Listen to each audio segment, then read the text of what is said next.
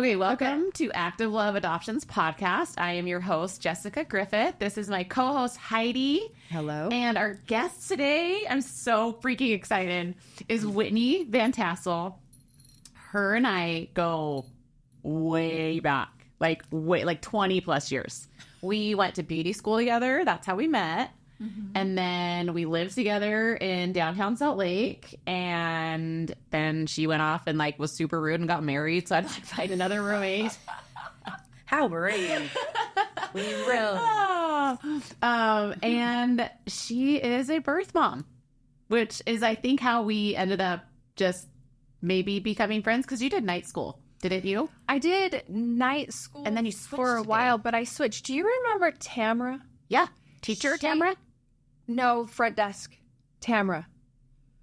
She's the one that was super involved in adoption, and I met her through the birth mom meetings. And she's like, yeah, I work at the beauty school. And I was like, what? And she's like, I do day because I was at night. Oh, okay. And she was a front desk in the day. She's like, there's another girl at beauty school that just placed for adoption that I know too. But I was like, she was my guardian angel, saving grace through all of that was Tamara. What does she look like? Remind me what she looks like. Because I can think of Jenny. Remember Jenny, spiked hair? Yeah. Super cute. Yeah. I could, I can't. Yeah, so Tamara had long dark hair. She had, she was very, hippie bubbly. Is that a thing? Very hippie bubbly, really I cannot for the life of me. I think I remember. Oh no, Taryn is who I'm thinking of. Taryn, the teacher, is who I'm thinking of. Yeah. Her. No. Okay, maybe she'll come to me. I don't know. I can't. She's a birth mom. She's a birth mom? She's a birth mom. Yeah, that's what she was saying. Clearly. And she knew you. Well, that's what I'm saying. Clearly, she knew that I was a birth mom. So if I saw her face, I guarantee I'd be like, oh, but it's been 20 plus years. And I lost touch with her, so I couldn't even tell you. Did I tell you I ran into Michelle, teacher Michelle, at the outlets one day and her boys, and I was like, this is so weird. She looks exactly the same. I'm like, how have you not aged in 20 years? This is not fair. That sounds about right. Yeah, sounds about right. Okay. But that's how we got, you and I got connected. Was through Tamara. Yeah. And we have a very different story, obviously, because mine was semi-closed. I know first names and that's about it. But you had an open adoption. I did. From the very beginning. Yeah. And that was 20 plus years. How old is she now? She turns 20 this year. Oh my God. I know. Is that crazy? Yeah. Wild, but she lives with me. We right now went to the U. We go to the U together. We're both doing psychology at the University of Utah. Okay, so let's back up. Let's start from the very beginning. So let's start maybe 6 months-ish before you got pregnant. Tell me what was going on in your life. Okay. You don't have to give, obviously, every detail, but just kind of, what led you to where... Okay. And I remember the story, so we're probably going to have to put a warning on here. Warning. But yeah. Warning, so... Yeah, and I don't know how much you want me to say. As much as you're comfortable with. Yeah. Okay. I know you and I have had, obviously, very deep conversations when it's just been the two of us, but... You share whatever you feel comfortable with. Okay. I have done a lot of therapy since then, so I can talk about everything now. Good. Because I need to get into therapy so I can talk about all the things. That has not always been the case. My mom was like, if you go on a podcast and talk about this, people are going to hear your stories. They're going to know you. And they're going to see your face. They're going to see and hear you because basically I couldn't talk about it, and I'm a very private person just to begin with. So in my nature, I'm more of don't. Yeah.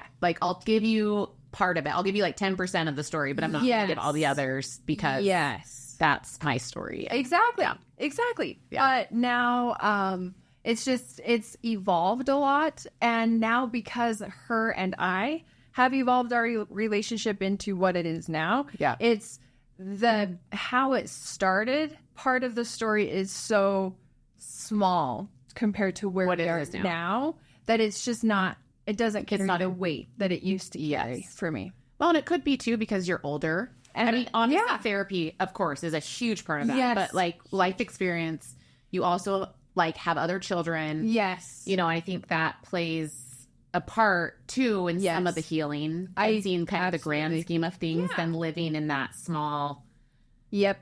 period Yeah. of And time. Okay, well, you guys are going to have to explain. She's like, okay, so can you tell me what that was?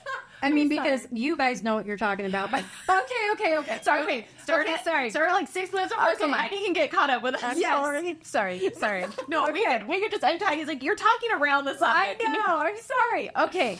So 6 months before. Okay. I would have been 18, 19 and going to beauty school. I was going nights. Yeah, nights because you were in like doing so what were you doing during the day? I was working full time during the day. Okay. Yep. And then I would go to beauty school at night.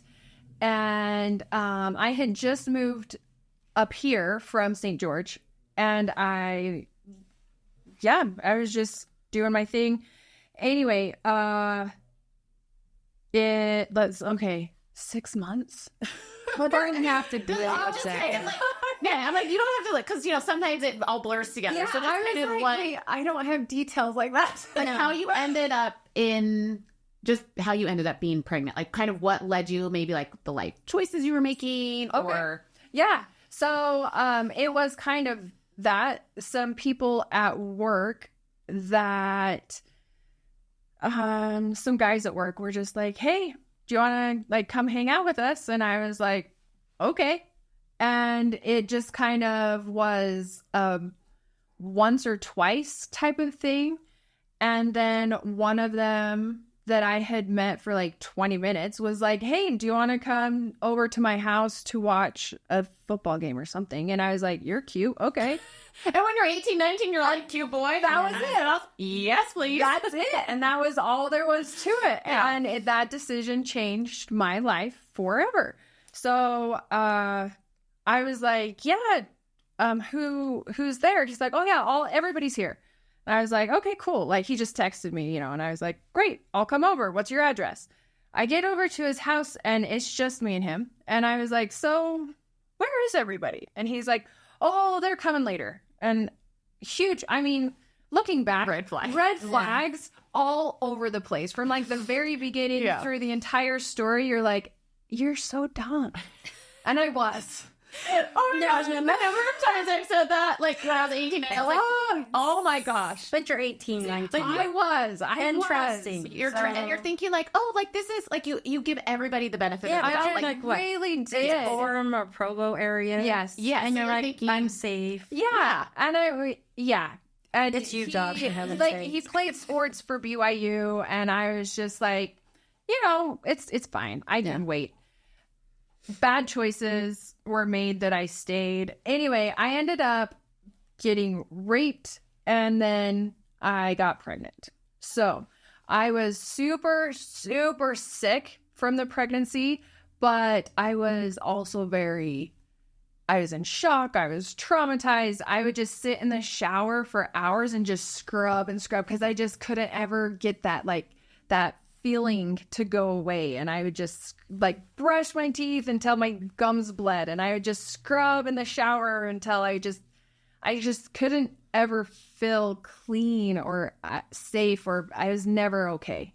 And then when it turned into just like a constantly throwing up and my anxiety, I couldn't sleep. Just the whole situation for weeks was just Did you tell anyone? really bad. I didn't tell What a happened? single soul. So you basically went through it by yourself. like even Up to that point. up to that point. Up to that point, yeah. How far along were you at that point? She didn't know. You didn't know you were pregnant, though. I didn't know I was pregnant. Okay, you just were like sick and anxious just because of the assault, So- and Yes. so you were feeling like, Yes, I just this is assumed- why yes. my body's reacting this way. It's because of the assault. Yeah, because I was just so traumatized and I just couldn't believe it. And all of those emotions and everything that I just felt like I was just sick all the time, and I was anxious, and I was nauseous, and it was just kind of like waking up in a nightmare that just wouldn't stop. Yeah. Every day that I was just like, when is this going to finally stop? And it never did. So I don't know what made me finally take a pregnancy test. And I also don't know how far along I was at that point, but I did. Maybe something inside you was like, Yeah. you're pregnant. Something. I don't know. I'd never been pregnant before, so I didn't even know like what was happening. Yeah. So I ended up taking a pregnancy test, and I couldn't believe it. And so then I waited a while because I had heard those aren't always true. Yeah. But if you're positive, you're positive. It's never wrong the other way.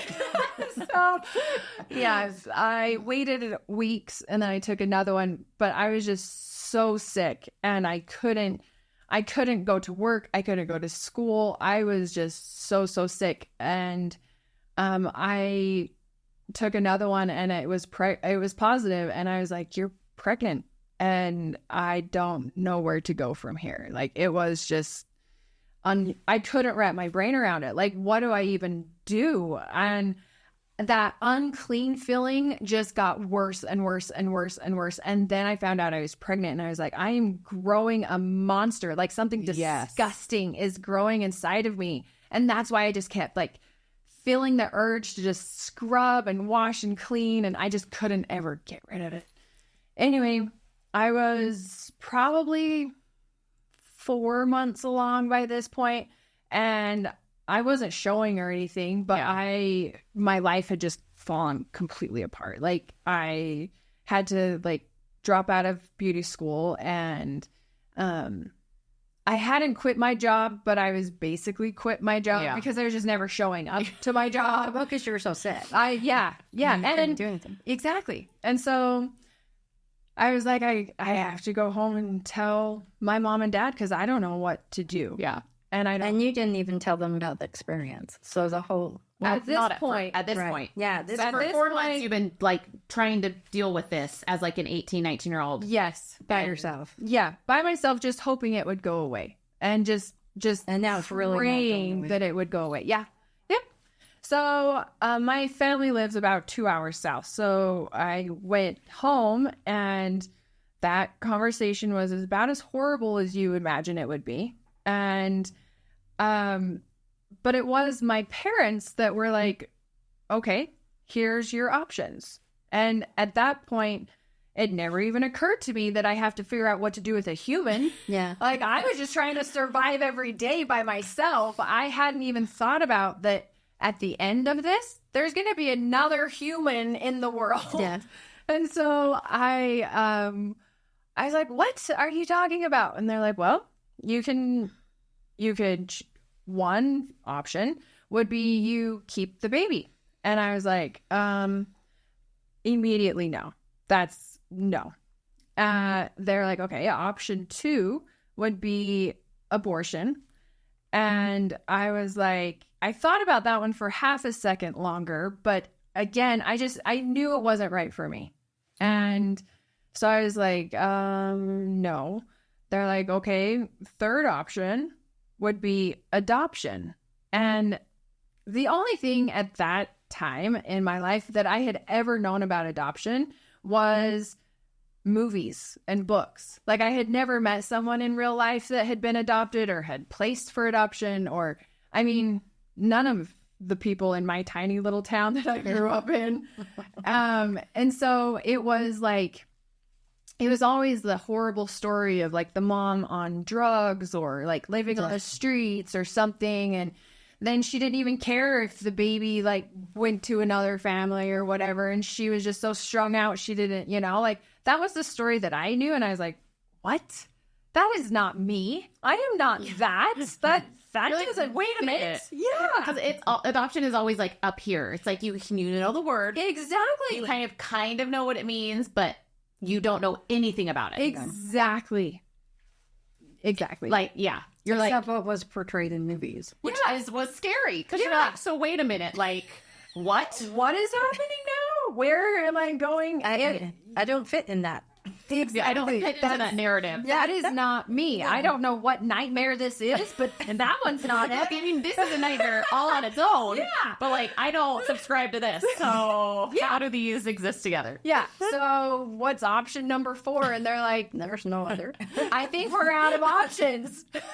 So I was like, well, I don't pick any of those, but I guess out of the 3, I picked number 3. And I went back. Like, I went back up here 2 hours away, and my parents dug in. They're like, I didn't even know where to start. Like, do you just start knocking on doors? Hey, do you want a baby today? Like, what do I do? Teenager, like you did. Yeah, you get a baby. Like, how do you even find people that are doing that? Yeah. I had no idea. Same. And a lottery draw. Yeah. Yeah. And social media didn't exist. So you can go on to like Instagram and be like, hey guys, like I'm pregnant. So does anybody know anybody? That's how Kinsey found her. Oh my gosh. That's hilarious. Yeah. It's kind of like if you're not in the world of adoption, it's just over there. Yeah. I didn't know how to bridge the gap from where I was to get over to them. Yeah. Or how to even go about like making that connection. Well, because you also don't know, you're like, is there like, I didn't know, are there agencies? Do you go to a lawyer? Do you go to like, who do you go to? Yeah. And then who do I have to pay to do it? Because I'm assuming if I want something to happen, I have to pay for it. Yeah. Right. So I was like, on every single level, I was like, I've got nothing. I'm just trying to wake up. Just trying to survive the situation. Yes. And so my parents found through church the adoption agency. Okay. That I don't even think it exists anymore. They don't do adoptions anymore, but they still do counseling. Oh, okay. Correct? And they still work with is that all they do? Okay. So they did away with actually doing like the actual adoption. But they do the adoption counseling. Oh, okay. So okay. Yeah. See, yeah. They found them. And they found a couple different ones. And so they're like, here's some choices. And I was like, you pick. So they picked up one in our church. Oh, okay. A couple different agencies they found. Yeah. Okay. Oh, yeah. Okay. So they said, okay, here's the address. We've made your appointment. You just have to show up. And I was like, okay. I think maybe I can handle showing up. We'll see, though. Yeah. You're like, I've been having a hard time showing up anywhere. Like, even with myself. So, like, we'll see what happens. Exactly. I remember just laying on the couch and watching Nemo, that fish show, that cartoon, just on repeat because I couldn't even get up to, like, change the TV because I was just so sick. I was like, just someone. Please. So how come you didn't stay home then and you came back here? I did. I came back for long enough to decide, okay, you need the support. I can't do that. Yeah. And my parents were just like, here you go. And I was like, that's what I need. I need someone to tell me what to do, how to do it. I don't know anything. And I moved home. And I was like, okay, you guys seem to have a good handle on life. Yeah. Let's just let you take mine. You seem like you know more of what's going on than I do. So let's start there. Yeah. First time as a teenager I ever said that or thought that. Yeah. Right? Yeah. Or they never wanted your mom to make a choice for you. Ever. Right? Right. Yeah. I mean, now I want my mom to make choices. But like when you're a teenager, you're like, you don't know anything. Yeah. Yeah. But you're like, in this situation, you know it's all yours. Yeah, Mom. Take it out. Take it away. So could you be pregnant for me? That would be great. Oh my gosh. Yeah. So I moved home and I just did everything from like 2 hours away, like phone calls. I would drive up for my appointments. Where did you, which location did you go to? Do they have one in Orem or did you do Sandy? Orem. Okay. They had one by the U up there. Not U. UBU? The Y. The Y. BYU. Oh, okay. BYU. Up on the hill up there somewhere. Oh, no. I actually have like walked past it. I know exactly what you're talking about. Okay. Oh, cool. So I don't know if it's still there or like what's there. I know. But I don't know. But It that's could be it. a counseling center. Yeah. It could be just a counseling. But I mean, I know they do a lot of other counseling services. Yeah, it's not too, just. so I don't. Yeah, I'm sure it's quite still the there. office building too. So it wasn't just like because it's at the base of the mountain, right? yeah. And I was Yeah. Okay. I think we're talking about the same spot. Yeah. So would you come up to do, like, did you do the birth mother support group too? When they had like once a week, and then you'd have your counseling once a week. Yep. And okay. Yep. And then your profiles that you had to go through. Yes. So, the story evolved from the beginning of like, I'm growing a disgusting monster. I don't want anything to do with anything. Yeah. I want this to go away as fast as it can and close this chapter of my life and move on. Because you're reliving the trauma of the assault every day for 9 months. Yes.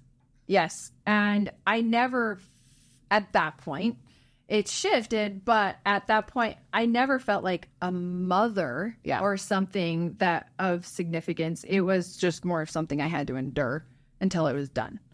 So as time went on, it wasn't until I found out that I was having a baby girl that it turned into a baby for me. And then all of a sudden, it was like the second the nurse said, "Oh yeah, you're having a girl," that I was like, maybe it's more me growing inside me than him. Yeah. And that's when it started to shift a little for me into maybe I do want to be more part of this than I thought. I had told my social worker that I don't, like, you can choose all of it. Like, I just don't want anything to do with it. I'm just going to be here to give you a baby after 9 months, and you do what you do. I trust you. You're good people. You just do it. And then, and my counselor was so amazing. And she's like, I can do that for you. Like, I've done that before. I can do that if that's what you choose to do.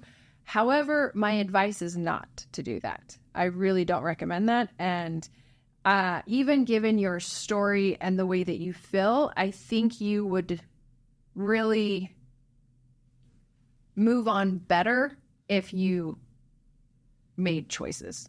And she was right. And I eventually did want to make more, like, I wanted to be more part of the conversation as time went on.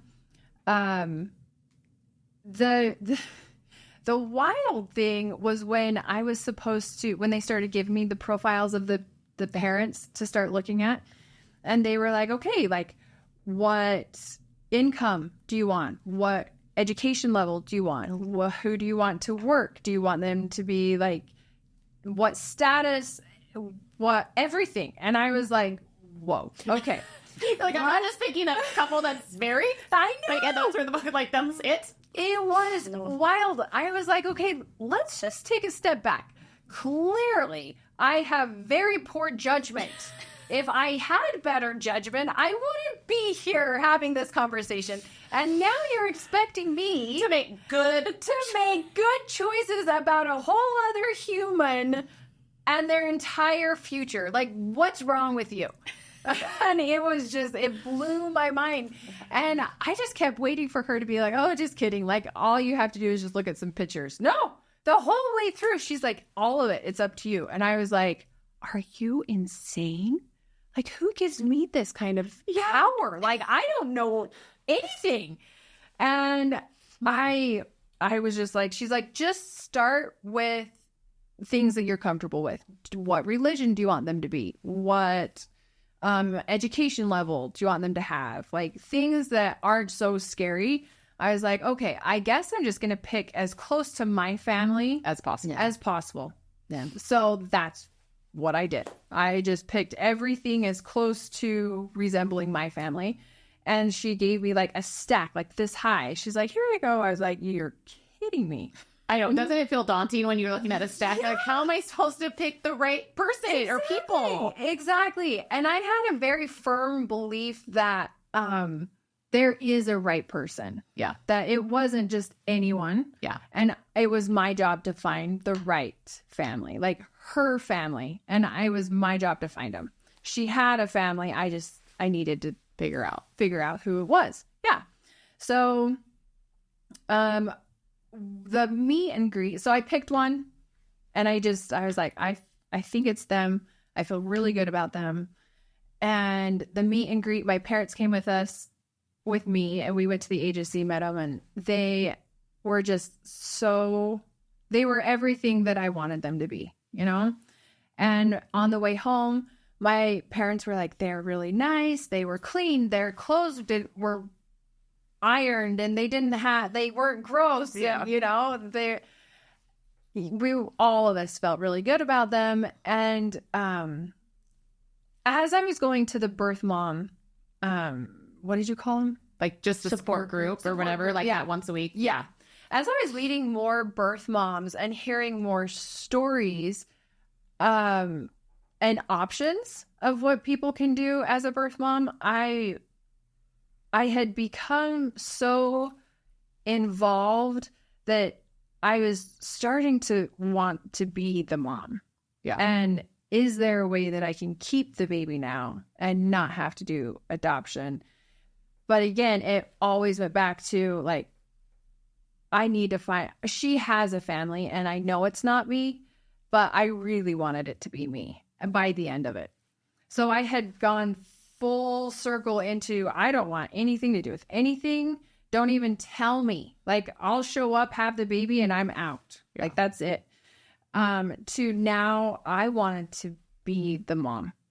And so some of the other birth moms were saying that they had heard of birth moms like keeping the baby for like 3 months and then placing for adoption. And I ran home. I was like, Mom, I can keep her for as long as I want and then do adoption. And my mom's like, her and my dad's story the whole time was like, whatever, it's your choice. Whatever you decide. Whatever you decide, we'll support you. It has to be your choice. Because at the beginning, I was like, who is giving me this much power? Like, This is crazy. I'm like, you guys decide. And they're like, we can't make this choice for you. And I think that was the wisest thing that they could have done through that entire thing for me, was giving it always back to me to choose what happens. I think that's why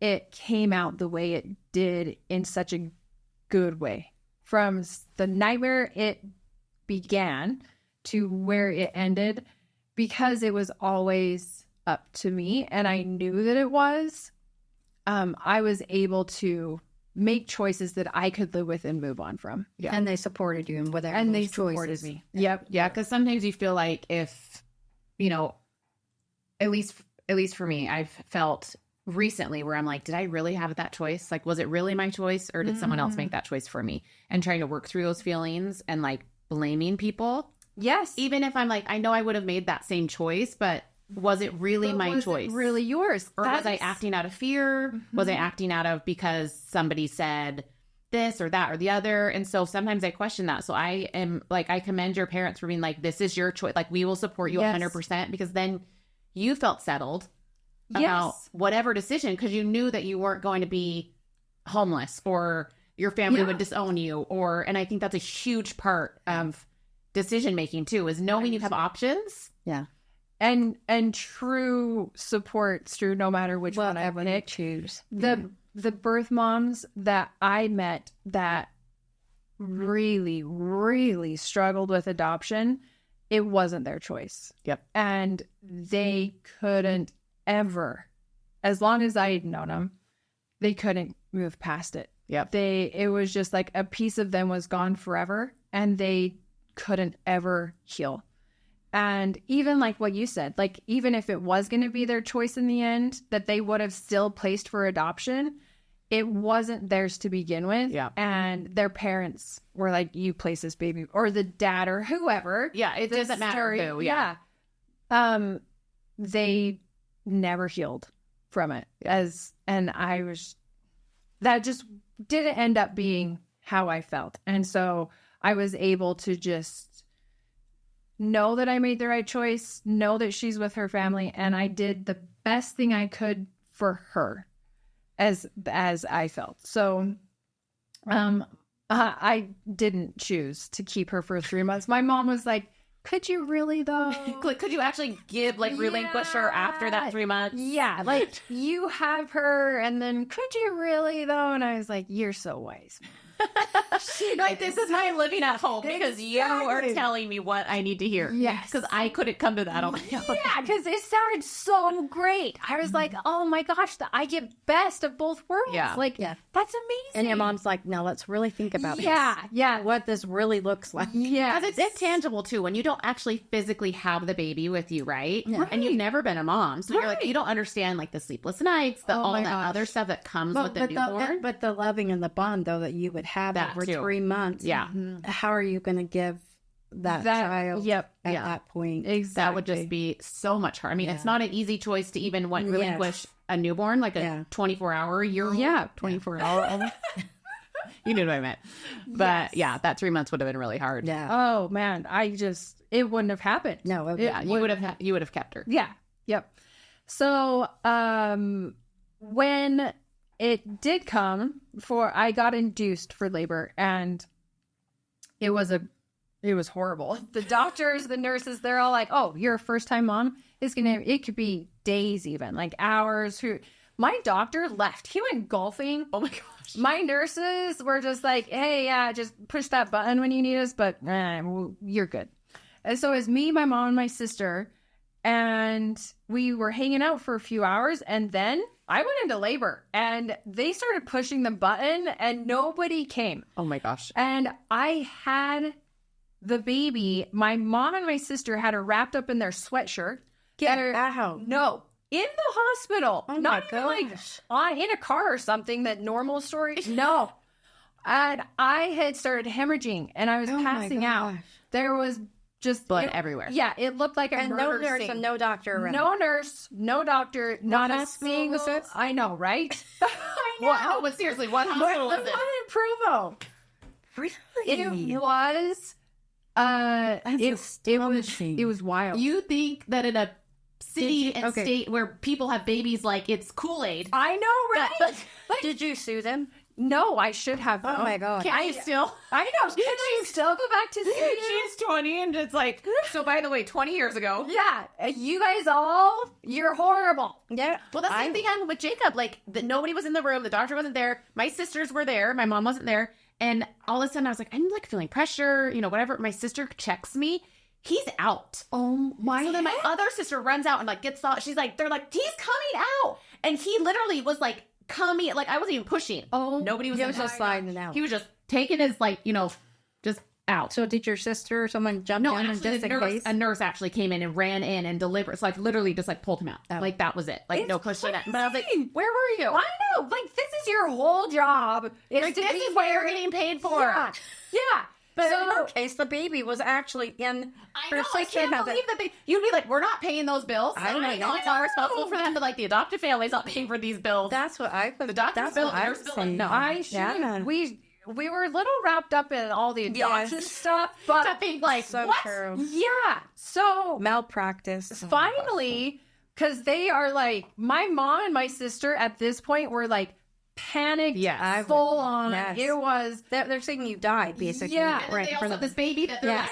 like, Yeah, and there's blood all Everywhere. over them. Like, 'Cause you're they're hemorrhaging. covered. And, Oh my and gosh. so a nurse finally like opens and she goes, "What?"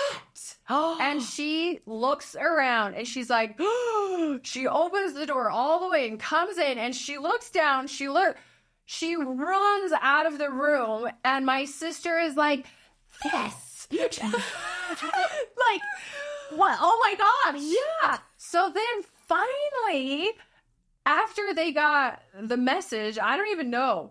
They You're like, all I was dead on the table, Yeah. like in the bed for a minute. yeah, they stabbed this shot into my leg to make me stop hemorrhaging. bleeding.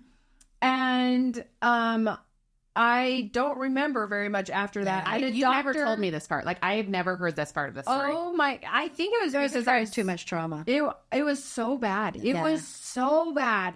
And my sister was like, "What do I do here? Do you want the baby?" Like, She's just holding the baby while all the stuff's going and on. I was like, "Don't give me the baby." I didn't know what She to was do. ready to give you the baby.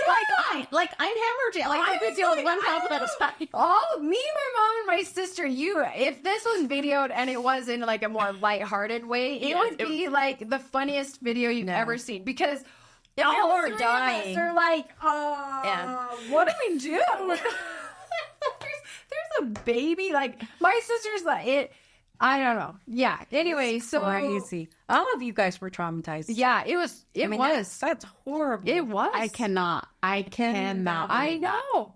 So after they had finally like stitched me completely, because it was like all Yes. So the trauma to me and the baby, because she had gotten stuff in her lungs, because she like meconium or like blood or what? it was The fluid. I think it was the fluid. Or it could have been if you went to the bathroom. Meconium. Oh, is that? Yeah, that's what it's called. Wow. I don't Because sometimes if they're like, if your baby's like overdue, they get meconium in their lungs, which is like the bile from, and they have to like suck it out. So it could have been that too. It could have been that. But there wasn't a nurse in the room when she got born. So she was in a sweatshirt. I don't know how long. It could have been like seconds. But to me, it was like we were just sitting in like a horror movie. Yeah. Everything was frozen, just like moving in and out of And they're initially going to go towards you because you're bleeding. And they did. They came in. The last thing I remember is them stabbing me with this thing in my leg. And I was like, ah! And then that was it. Yeah. That's it. That's all I remember. But because of that, me and the baby had to stay in the hospital for a week I had to get blood, and she had all that stuff in her lungs that they had to work out. Okay. And so again, I don't remember what. Well, clearly it was, I mean, meconium, they make it sound like you could just suck it out pretty easily after the baby was born. But if no nurse was in there, I mean, who knows? And how long it was in it. My brother, Jared, when he was delivered, he swallowed some of that. The embryo. Oh, okay. Fluid.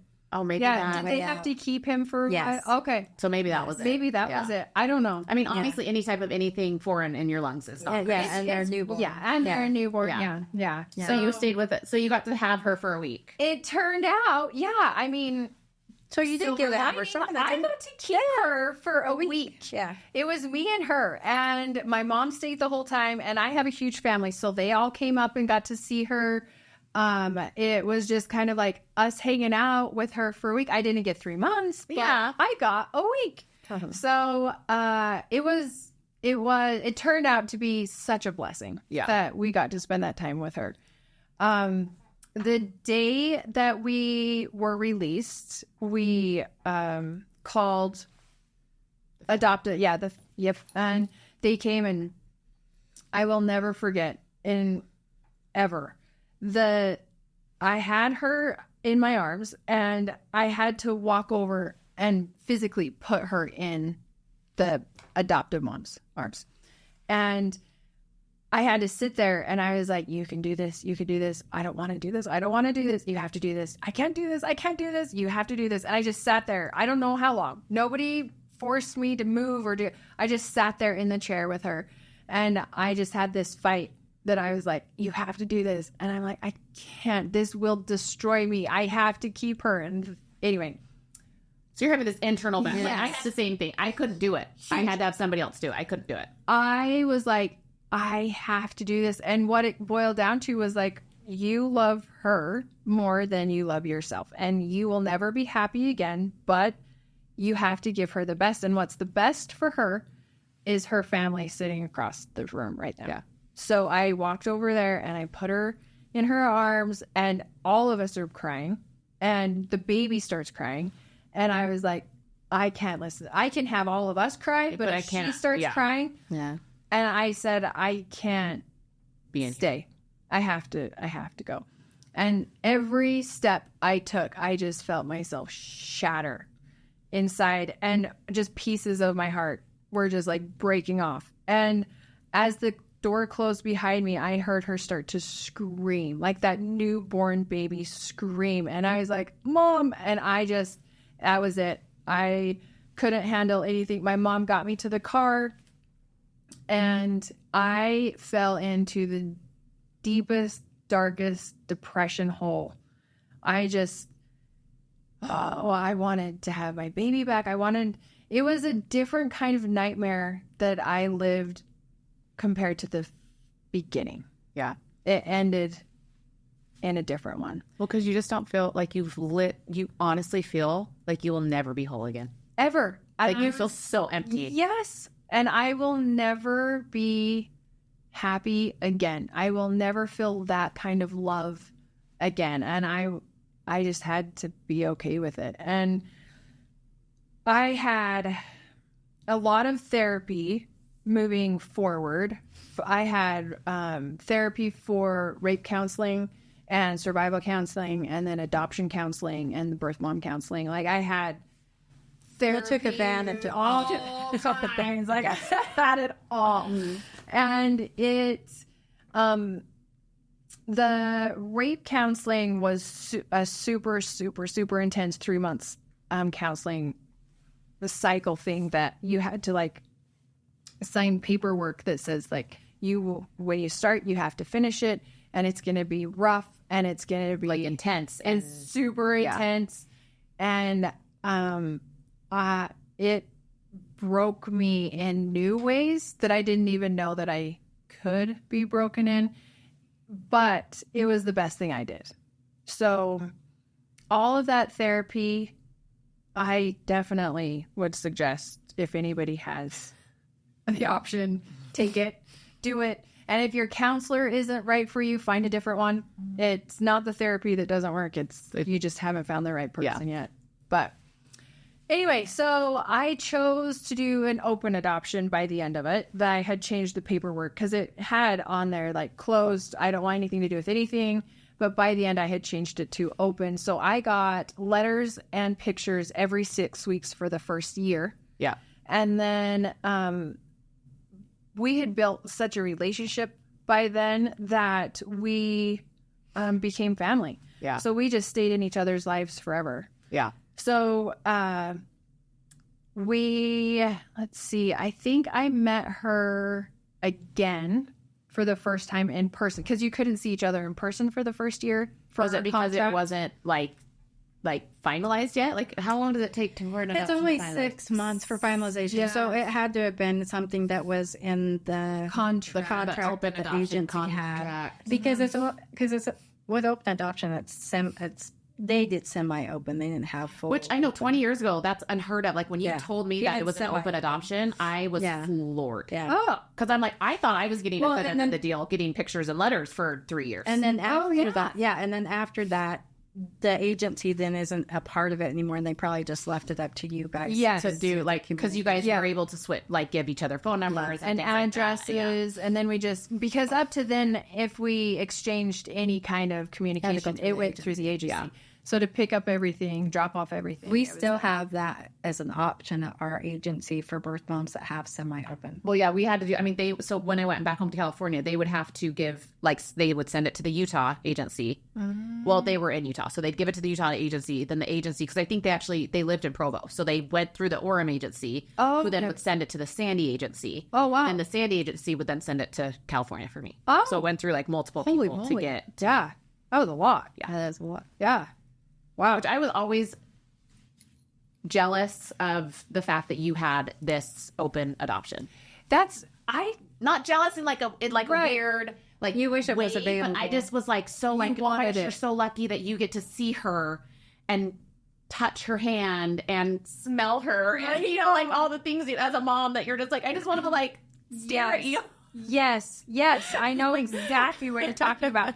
And it actually, the only way I was able to be around her and survive was I had to shift her from being mine to she was more of a niece. Yeah. And that's the only way I could do it, because I remember, so she was like 2 and we did a sleepover. She slept at my house. And the next day when I said, okay, your mom's coming to get you, and she cried and cried and cried and cried and cried. And then the next time we did a sleepover, she would cry and cry and cry and cry and cry every time when she would have to go home. And I don't know how many sleepovers we did that it would destroy me for weeks. I would just be a mess because I was living that day that I put her in her arms and had to walk down the hall and listen to her cry all over again every time. And I told Daniel, I was like, I can't do this. Either I can't see her anymore, or she can't cry and she can't. Something has to change. I can't do this anymore. It was just pure torture. So, I don't know how old she was by then. She was old enough to understand, but Daniel was like, you're just going to have to talk to her. I'm like, she is little. She doesn't know. She's not going to know what. Yeah. He's like, well, then talk to her how she does understand. And so I was like, okay. And I had to talk to her as like, I think at that point she was maybe like 3 or. I didn't realize that you and Daniel, like she was so little when you and Daniel started dating. Yeah. When me and Daniel met, she was 9 months. What? Yeah. Because we were living together when you and Daniel met. She was only 9 months. When you and I had met, she was 3 months old. Oh my gosh. Yeah. That's crazy. Yeah. Okay. Continue. I Sorry. know, I yeah. just was like, wait a minute. I didn't think he was like, I thought he was like later, but clearly not. No, when I got to see her for the first time after that year, I was with him already. Okay. He saw her with me at the same time. And you guys weren't married yet though, right? At the No, time? we were engaged. Okay. Okay. Yeah. So I talked to her and I was like, when you go home, you can't cry. I want you to come to my house and I want you to be with me. And then I want you to be happy when you go home. Whatever I said, I don't even know what I said, but whatever I said, she understood and she never cried again. And so we could do sleepovers still. We did all of those things, but I had to shift into, I'm not her mom anymore. My baby, the baby that I had is gone as she's my niece. Oh my gosh.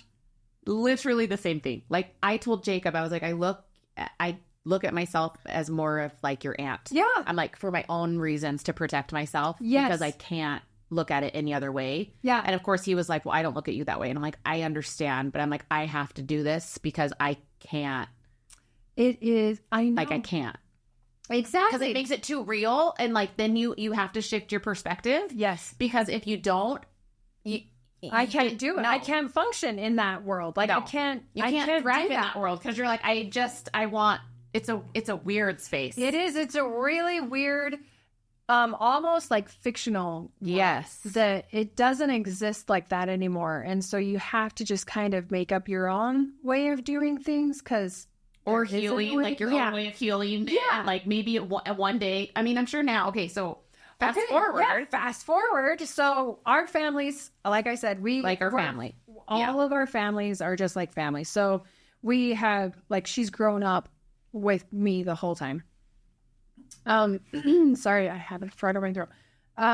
So when she graduated high school 18, graduates high school, and I was like, you're welcome to come live with us and go to the U with me and we'll both do psychology degrees together. And she's like, let's do it. So she does. And she took you up on it. Yeah. And the hard part, which I didn't see coming, was she asked if she could start calling me like, Mom, you are my mom. And I want you like, because I do have other kids. And so she's like, I want it to be the same as you are with them, that you can be with me. And I was like, I can try to do that. I haven't been able to do that, but I can try to do that. And it has been almost really hard. I don't know the right word for it, but I haven't been able to do it. I cannot be her mom the way that I am to my other kids because I'm not. And I don't know how else to say it, and me and her have had heart-to-heart talks, and I don't think she understands it. Like how you said Jacob doesn't understand it. He's like, that's not how I think about it. And that's what she says, too. She's like, you are my mom. And I'm like, I am. You're like, mom. biologically, yes, I am your mother. But your mom is this person. This person. Yeah. And that's your mom. And I love her. Like, well, of course, she is my soulmate of that type. Like I cannot have anything but the highest level of respect for her. And I just love her. And so, plot twist, her mom. You can. I mean, if you want. It depends on how her mom feels about it. You can say her name, but maybe not. Okay. So her mom. Yeah. She is also a birth mom. And so she interesting. placed a baby 20 years before that. Okay. And so she worked through seeing her baby when she turned 18 and all of that stuff. So she has a very unique perspective of being a birth mom that turned into an adoptive mom. And so she sees both sides. And I think that's why our relationship has worked so well. Because the things that I feel like maybe the adoptive parents would find like maybe scary, or this could be threatening, or if this goes bad, how bad does it go? Like, she, as a birth mom, she knows the what process actually would happen. Yeah. Like, the majority of birth moms are not crazy. The majority of birth moms are not like coming in, showing up at your doorstep. Exactly. The majority of birth moms are like, I just want this baby to be happy. I just want, like, most of us, right? Exactly. Because you, like you said, in the movies, they portray these like to be crazy. Yes. They And then do. you're like, Or on drugs. Or on drugs, or like they don't whatever. care. Or they don't care. Or, you know what? Like, and yes, have we had birth moms at the agency that are addicted to drugs? Yes. Have we had them who don't care? Absolutely. But, even- it's like less than 1%. Even the ones that are addicted to drugs still care. Well, no, I'm not saying they're the ones who don't care. I'm just saying No, we I have haven't. had the birth moms who Yes. like don't care, Yeah. and they do want to get their next fix. Yes. And they are Yeah. very much the Yeah. movie Yes. like exactly persona. But I But mean, most birth moms do choose adoption because they love the baby. well, yeah, and they're not that- trying to like they're not trying to do it as a selfish or any other reason. They want to give. They feel like that's the best option that they can well, yeah. give to that child. Yeah, and they don't want to. I don't know. I never thought. I just always thought to myself, like, I couldn't go. I'm like, how damaging it was to me to give him to somebody else. I would never go back to them and be like, give my baby back. Oh my gosh. So like, I'm doing the same thing that I felt. I'm like, I don't ever want. I would not, honestly, and I'm sure you feel this way. I would never want my worst enemy to feel the feelings I felt the day that they took. That I shouldn't say took my baby, because they didn't. I relinquished him. I chose that.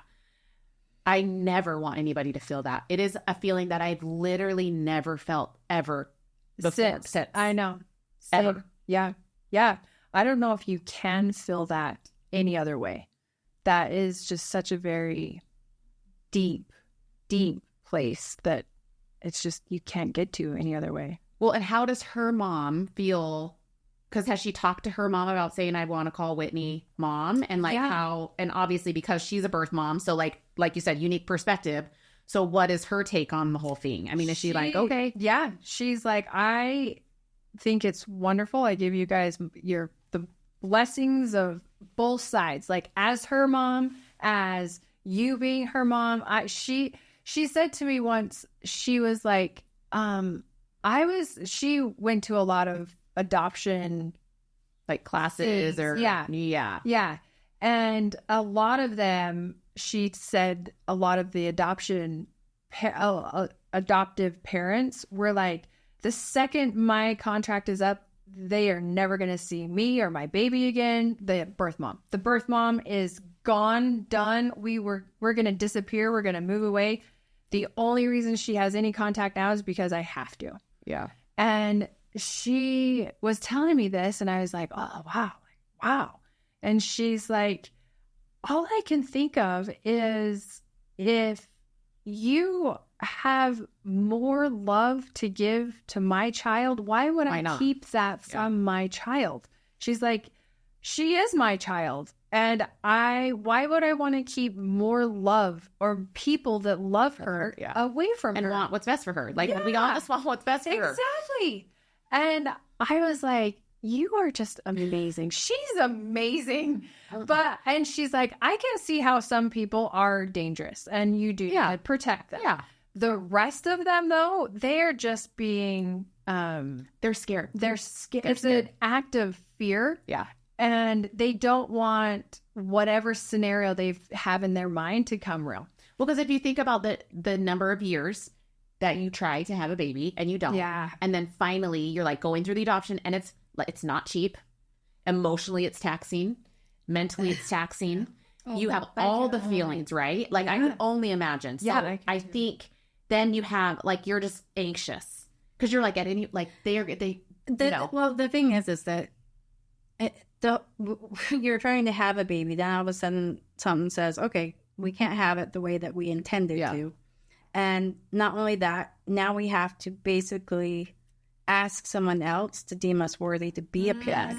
Which that in and of itself is... Which is very difficult. Yes. You know, you're like, what are they going to want to see in this profile? What do I have to put forward? Because there are so many people. I mean, what's going to make them want to choose me as a parent for their child? And then, so then once you're chosen and that baby's given to you, all in your head, you're just like, okay, I can't handle if someone tried to take that child. Yeah. Like, the same feeling that you guys feel when you give When it. you really Yes. And so we wanted that so badly. We had to fight so badly hard to get that baby that it's like, when people say, well, could you have given your child up for adoption if you had one?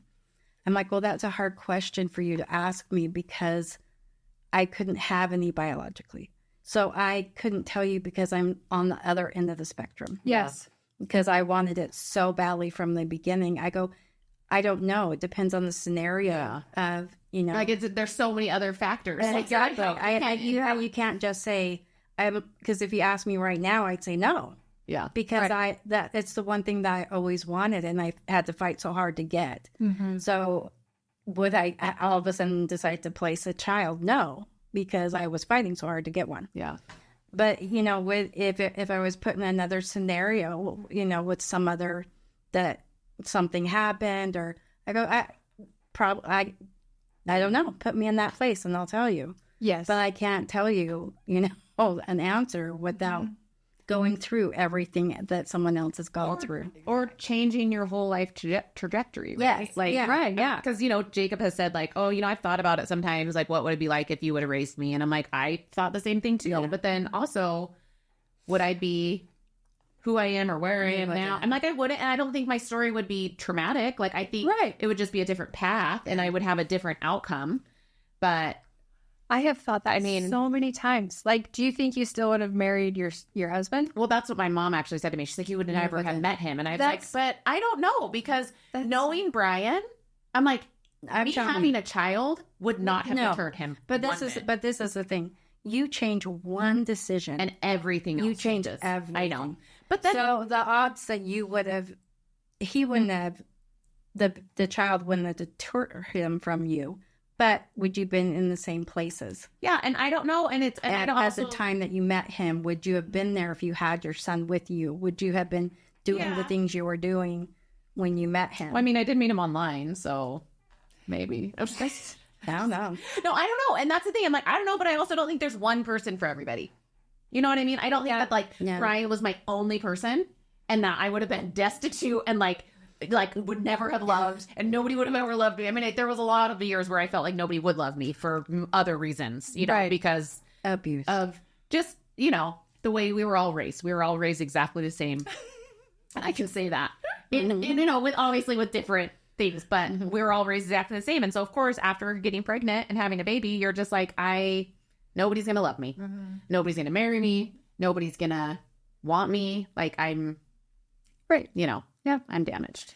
I would not have been living with you and working at Red Lobster if I hadn't kept a baby. Yes. And so I wouldn't have ever met Daniel ever.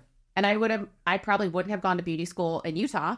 I might have gone in California because I would have had to live with my parents if, you know. Yes. And then I would have, but then, you know, so change one thing, you change everything. Right. But it's hard. It's human nature to think, you know, what could have been.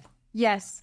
And I followed that path too many times and it just always just hurt too much. So you're like, I can't. Yeah. So I stopped going down that road a long time ago. But living with can I say her name? I don't even know. It's okay with her. I don't even know. She's an adult now. Living with her. Anyway, with her. I've seen a different side of her than I've ever seen before. In a good way. Yeah. Like she has had opportunity to open up to me in ways that she's never had before. And we've both learned a lot about each other that we wouldn't have gotten to see otherwise. So she said that she thinks about it all the time. Yeah. If I would have kept her, how different her life would be. And it's interesting to hear the child's perspective and a birth mother's perspective. Yeah. I didn't know how far apart they were. I just assumed they'd be the same. Because I kind of assume everybody thinks like me, and really nobody thinks like me. so Same.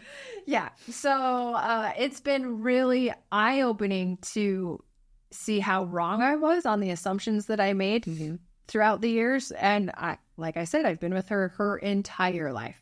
And so I thought I knew all of it. Yeah. And I didn't. Yeah. It's So really does she interesting. wish that you had kept her? I think she says I don't know. I think she says she does, but I don't know if that's out of being a teenager that moved out of her parents' house and now like everything's new and shiny. And playing you're like the fun aunt, like the fun mom, the fun parent. You know, it's like you're not really your one parent. telling her no. Yeah, you and can't you're not that. rules. You're just like you're going to college together, like you're besties. So it's like, of course she's gonna be like, but you're like my mom, and you're like, well, I mean, I'm not. Yeah. I'm like, I'm your mom. I'm not your mom. And it's exactly Because that if you start scenario. putting the rules down and she would probably be like, this sucks. Yeah. Like, okay, you are the mom. Like, You're ew, I don't like this. Yeah. Like, this is gross. Exactly. And so I think that's more of where it comes from. Yeah. And over time, as she gets older, I think she's gonna be like, oh, maybe that's not true. Well, yeah, and- She's like, I get. I just wondered. Yeah, I Well, it's just more wondered. life experiences on her. Yeah, I was just wondering if she had issues with her adopted parents. Oh, I think nothing just like abnormal. just like typical parent-child relationship, Yes, right? Yes, exactly. Yeah. Yeah. So, yeah, I feel like all the birth moms that I've ever met, their stories are always really unique to me. Mm-hmm. And it's the way that they turn out is also unique in how they've handled things. And I made a choice after I placed for adoption that it's just not the space that I could live in every day, because it dragged me back to that horrible, terrible nightmare. And Tamara, actually, she was like, she was really upset with me. I think that's why we kind of broke apart after that, was because she's very involved in adoption and she feels like it's her job to help birth moms forever. And like, she's very passionate about that. And she was my like Saving, night like shit. Yes. your angel. Yes. That she was that for me. Cause I was like, wow. Once I met her, that's when I started to shift to where I ended up. And I'm like, that is your calling. That is you, but it's not me. And it really upset her. And she's like, it's your job to help other people with your story. Your story could help so many people. And I'm like, well, I'm just not in a place you're like, to I'm be not able there to yet. do that. I wasn't for years and years and years and years and years. Like, it wasn't just something that went away. It was years. And even now it still defines a part of me, but not as much. Yeah. Oh, for sure. It's a part of your story, but it's not your whole story. Exactly. Yeah. And it's not the end. Like that's not where everything ended or everything started. It's just kind of like, that's like part of the journey. Yeah. Thank you for listening to Active Love Adoptions Podcast. If you or anybody you know is thinking of adoption, please visit our website at activeloveadoptions.com.